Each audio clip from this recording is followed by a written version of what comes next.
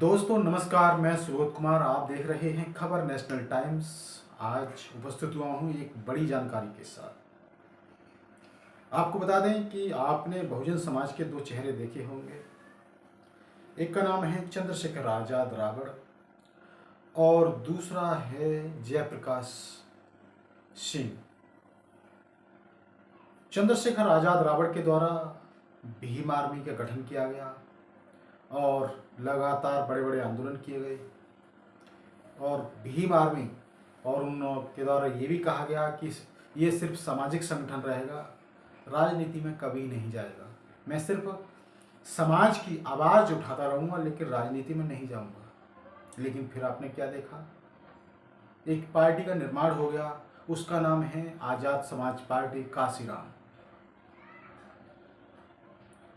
सबसे बड़ा झूठ तो यही लोगों ने पकड़ा, कहा कि मैं राजनीति में कभी नहीं जाऊंगा, सिर्फ समाज की लड़ाई लड़ूंगा। उसके बाद दूसरी बात करते हैं जयप्रकाश सिंह की। जयप्रकाश सिंह बहुजन समाज पार्टी में कोऑर्डिनेटर के राष्ट्रीय कोऑर्डिनेटर के पद पर थे। किसी कारण गलत नीतियों गतिविधियों के कारण उन्हें बहुजन समाज पार्टी से बाहर कर दिया गया, निकाल दिया गया। लेकिन बहुजन समाज पार्टी के प्रति उनका इतना अथाह प्रेम था कि वो हमेशा पार्टी के लिए काम करते रहे। जब भी चुनाव आते थे या महापुरुषों की जयंतियाँ आती थी, हमेशा पार्टी के लिए सपोर्ट करते थे और पार्टी के लिए ही काम करते थे, पार्टियों के लिए प्रोग्राम करते थे, रैली करते थे, लगातार विधानसभा में जाकर बहुजन समाज पार्टी का ही प्रचार करते थे। एक चंद्रशेखर आजाद भी कहते हैं कि बहन जी हमें लेती नहीं है, लेकिन यदि बहन जी के पास कोई खुद चल कर जाता है तो बहन जी कभी मना करती नहीं हैं। ये बहन जी की नीति है, बहुजन समाज पार्टी की नीति है। ये तो वो लोग हैं जो सिर्फ बरगलाते हैं और बेवजह के आरोप लगाते हैं। अब आपको बता दें, ये पूरी कोई पुख्ता खबर नहीं है, लेकिन जिस तरह से सोशल मीडिया के माध्यम से जो जानकारी प्राप्त हो रही है कि जो जयप्रकाश सिंह जेपी सिंह, जो कि पहले बसपा के पूर्व कोऑर्डिनेटर रह चुके हैं और लगातार पार्टी का प्रचार प्रसार करते रहे, बहुजन समाज पार्टी से बाहर होने के बावजूद भी वो हमेशा बहन जी की तारीफ करते रहे और बसपा को सपोर्ट करते रहे। लेकिन मेहनत का फल अब उन्हें मिलने वाला है। क्योंकि सूत्रों के हवाले से खबर आ रही है कि वो बसपा सुप्रीमो मायावती के निवास पर, कोठी पर जा चुके हैं और वहाँ पर, क्योंकि बहुजन समाज पार्टी बसपा सुप्रीमो के निवास पर वही जा सकता है जिसे बसपा सुप्रीमो को द्वारा परमिशन मिल जाए। बिना परमिशन के वहाँ, इसका मतलब यह है कि परमिशन शायद मिल चुकी है और वो बसपा में जा सकते हैं। सदस्य जिस भी पद पर बहन जी उन्हें ले सकती हैं। तो इसे कहते हैं कि सब्र का फल मीठा होता है। उन्होंने काफ़ी समय इंतजार किया था और वो पार्टी से अलग रहे थे, तो देखिएगा वो खुद चल के गए बहन जी के पास और जैसे ही उन्होंने मन बनाया तुरंत देखिएगा बहन जी, क्योंकि वो मन तो उनका काफ़ी समय से था, लेकिन बहन जी बड़े दिल की हैं, माफ़ कर देती हैं। लेकिन अभी ये पुख्ता खबर नहीं है कि वो पार्टी में शामिल हुए हैं नहीं हुए हैं, लेकिन सूत्रों के हवाले से सोशल मीडिया से ये खबर आ रही थी कि वो बहन जी के निवास कोठी पर जा चुके थे और वहीं पर थे। और एक चंद्रशेखर आजाद जो कि लगातार बहन जी पर टीका टिप्पणी करते हैं। जो प्रोडक्ट यदि समाज का होता है और भट्टी में, बहुजन समाज की भट्टी में पका हुआ होता है, तो बहुजन समाज की किसी भी दल की बुराई नहीं करेगा और वो लगातार किसी भी बहुजन विचारधारा के दल को ख़त्म करने की बात नहीं करेगा और ना ही वो सोचेगा। लेकिन जो दूसरी कंपनियों के सहयोग से बना हो, यदि भाजपा कांग्रेस की बात की जाए, उसके सहयोग से बना हो, तो वो हमेशा अपने ही समाज को कुल्हाड़ी मारेगा और अपने ही समाज के जो पेड़ खड़े हुए हैं उनको काटने की कोशिश करेगा। ऐसा ही चंद्रशेखर की हरकतें हैं। आपको बता दें कि एक पोस्ट की गई है भानुनंद जी के द्वारा। दिखाते हैं वो कौन सी पोस्ट है।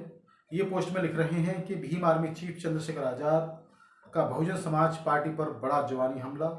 पत्रकार, बसपा के बारे में आप क्या कहना चाहोगे? चंद्रशेखर आजाद राजनीतिक पार्टियों की अपनी पॉलिसी होती है, कोई सरकार की बुराई करता है, हालांकि सत्ता की हमेशा आलोचना ही होनी चाहिए।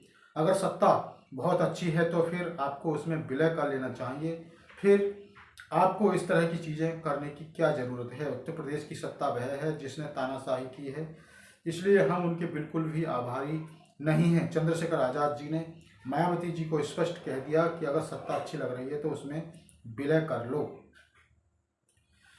ये चंद्रशेखर आज़ाद कह रहे हैं, लेकिन आपको बता दें कि चंद्रशेखर आज़ाद जी आपकी कोई हैसियत नहीं है, आप इस तरह से बसपा सुप्रीमो से कह सकें, क्योंकि अभी तो आपकी सिर्फ ओनली सोचिए, आप सिर्फ एक सांसद बने हैं नगीना से, तो आप इतने इस तरह से वर्ड बोल रहे हैं। आपके अंदर जो अहंकार दिखाई दे रहा है, किसका? सांसदी का, एक जो आप संसद बन चुके हैं उसका।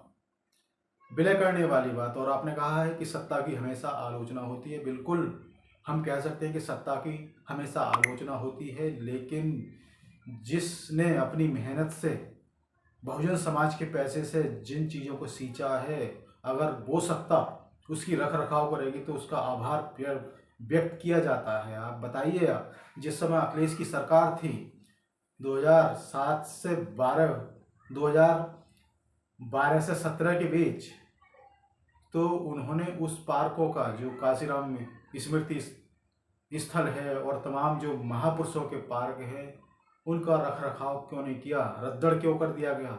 जबकि बहन जी ने उस पर टिकट लगा दिया था और उन्होंने कहा था कि इन टिकटों के जो पैसा आएगा उनका उसका रख रखाव किया जाएगा उस पैसे से, लेकिन अखिलेश सरकार ने ऐसे नहीं किया। और दूसरी चीज़, यही बात योगी सरकार के सामने भी रखी गई थी, चिट्ठी लिखी थी, उन्होंने इस चिट्ठी को एक्सेप्ट कर लिया था। तो पहले पूरा पढ़ लीजिए कि बहन जी ने किस चीज़ पर आभार व्यक्त किया है। डायरेक्ट आप बोल रहे हैं। अब बताइए कि ये फर्क होता है जेपी सिंह और चंद्रशेखर आज़ाद। चंद्रशेखर आज़ाद दूसरी पार्टियों के प्रोडक्ट हैं, जबकि जयप्रकाश सिंह बहुजन समाज पार्टी की भट्टी में पका हुआ एक हीरा है, तराशा हुआ हीरा है। कहते हैं कि हीरे की कद्र तो जौहरी ही जानता है। तो आपने देखा, वो क्यों आज नहीं तो कल, इस साल नहीं तो अगले साल, 2 साल बाद कभी ना कभी जरूर बहन जी उन्हें ले लेंगी, अभी नहीं तो फिर कभी। लेकिन आज़ाद समाज पार्टी, जो चंद्रशेखर आज़ाद जैसे लोगों को कभी इन पर विश्वास नहीं किया जा सकता। ये अपने ही लोगों को ख़त्म करने की बात करते हैं। अभी इन्होंने जो बुराई की, विलय कर लेना चाहिए।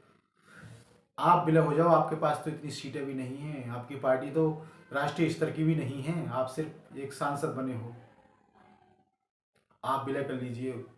आप बहन जी से कह रहे हैं कि उस पार्टी में विलय हो जाओ। तो दोस्तों, ये एक बड़ी जानकारी है। और आपको बता दें कि समाज के अंदर, बहुजन समाज के अंदर कुछ बहरूपिया घूम रहे हैं बाबा साहब की विचार धारा को लेकर।